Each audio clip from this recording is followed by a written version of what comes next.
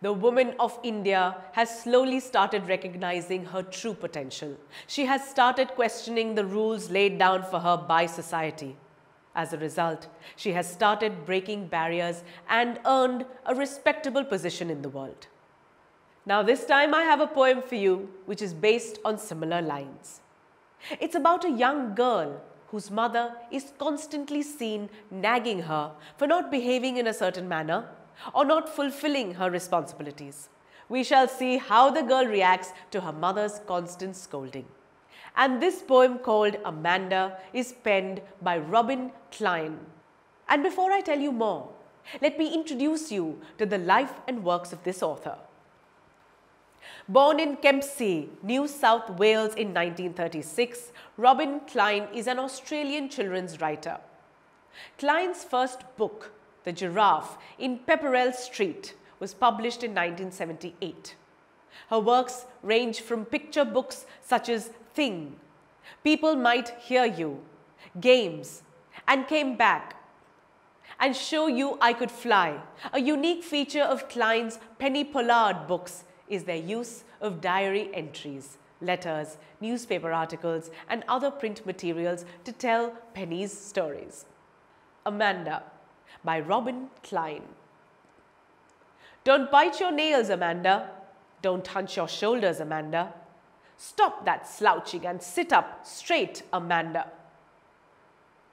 There is a languid emerald sea where the sole inhabitant is me, a mermaid drifting blissfully. Did you finish your homework, Amanda? Did you tidy your room, Amanda? I thought I told you to clean your shoes, Amanda. I am an orphan roaming the street. I pattern soft dust with my hushed bare feet. The silence is golden, the freedom is sweet. Now, interestingly, this poem is set in 4 different settings. The first one is that of the real world, in which Amanda's mother is forever trying to correct her posture or her behavior. On the other hand, the other settings are fanciful and imaginary ones designed by Amanda in her own mind. These are the lands to which she escapes when she is tired of listening to her mother. One of these settings is that of the sea, in which Amanda imagines herself to be a mermaid. Another one is that of the street, in which she imagines herself to be an orphan child. The last is that of a tower, in which she imagines herself to be Rapunzel. Now let's move on and look at each stanza individually to understand the poem in detail. Don't bite your nails, Amanda. Don't hunch your shoulders, Amanda. Stop that slouching and sit up straight, Amanda. In this stanza, we see Amanda's mother speaking to her. In a very strict tone, she tells Amanda not to bite her nails. She also tells Amanda not to droop her shoulders. Instead, she wants Amanda to sit up with her back straightened. How do you think Amanda will react to this? There is a languid emerald sea, where the sole inhabitant is me, a mermaid drifting blissfully.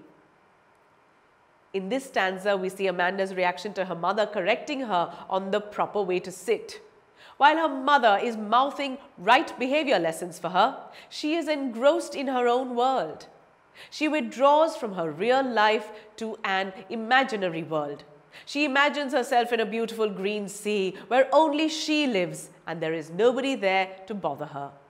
Moreover, she is no longer a human being but has taken the form of a mermaid and is drifting along in a relaxed fashion within that sea.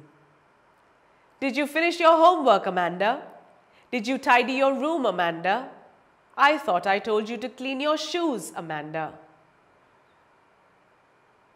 Again in this stanza, we see Amanda's mother taking on an authoritative tone.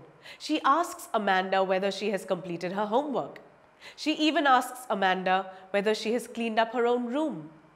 Finally, she asks her if she had cleaned her shoes. As you can see, it is very obvious that Amanda's mother is both irritated and angry at her. I am an orphan roaming the street. I pattern soft dust with my hushed bare feet. The silence is golden, the freedom is sweet. So here we see that Amanda imagines herself as an orphan. This shows the level of ignorance she has developed because of her mother's constant scolding. As an orphan, she imagines herself going around the streets without shoes. She imagines getting her feet even dirtier by making designs on the dusty ground with them. However, she does this in complete silence. She cherishes the silence as well as the freedom to do as she likes in that world of her imagination. I'm so eager to know Amanda's reaction on this. So this brings me to the end of the first video for this poem. But we still have a few more stanzas to read and understand. So do join me in the next part. Until then, bye-bye. TutorMate.